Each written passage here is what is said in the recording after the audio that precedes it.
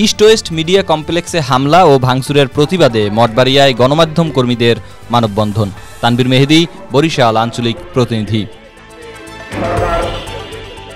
গত ৫ই আগস্ট গণঅভ্যুত্থানের মাধ্যমে শেখ হাসিনা সরকারের পতনের পর দৈনিক Kaler Kantho, east West media গ্রুপের ৭টি প্রতিষ্ঠান সহ বিভিন্ন গণমাধ্যম প্রতিষ্ঠানে সন্ত্রাসী হামলা ও ভাঙচুরের তীব্র প্রতিবাদ জানিয়েছেন পিরোজপুরের মঠবাড়িয়ায় কর্মরত সকল গণমাধ্যম কর্মীরা।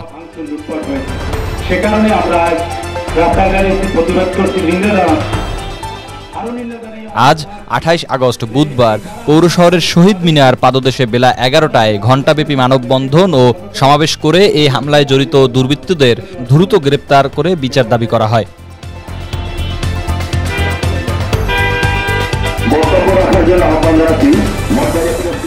এ প্রতিবাদ কর্মসূচিতে মঠবাড়িয়া প্রেস ক্লাব, সাংবাদিক union, reporters club, reporters unity সংগঠন সহ সকল গণমাধ্যম কর্মীরা অংশ নেন।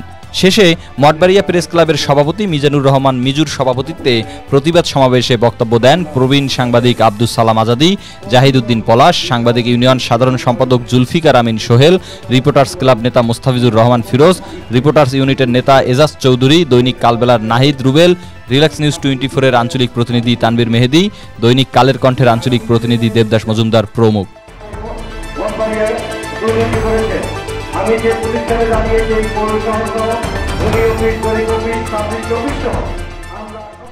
প্রতিবাদ সমাবেশে গণমাধ্যম কর্মীরা বলেন, উক্ত আন্দোলনে পেশাদারিত্বে থাকা সকল আহত এবং নিহত গণমাধ্যম কর্মীদের প্রতি শোক ও সমবেদনা রইল।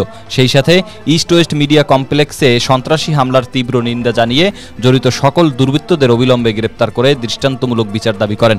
সেই সাথে দেশের সকল গণমাধ্যমকে দেশ ও মানুষের স্বার্থে নিরাপত্তার সাথে স্বাধীনভাবে কাজ করারও দাবি জানানো হয়।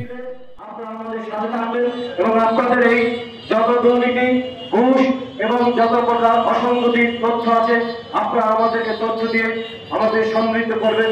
আমরা সুন্দর একটি দুর্নীতিমুক্ত মঠবাড়িয়া করতে চাই। এই প্রত্যাশায় আপনাদের আবারও আগামী দিনের এই সমস্ত কর্মসূচিতে দেখা হবে। এই প্রত্যাশায় আমি আবারও সরকারের কাছে অনুরোধ করব, যার যে সমস্ত দুষ্কৃতিকারী এই জাতীয় দৈনিক সহ সংবাদপত্রের স্বাধীনতাকে হরণ করতে চায়, বাধাগ্রস্ত করতে চায়, যারা হামলা করেছে, যারা ভাঙচুর করেছে, এদেরকে শনাক্ত করে দ্রুত সময়ের মধ্যে এদেরকে বিচারে কাজ করার বাড়ানোর আহ্বান জানিয়ে আমি আমার বক্তব্য শেষ করছি এবং আজকের এই মানববন্ধন পরবর্তী সমাবেশ সমাপ্তি ঘোষণা করছি।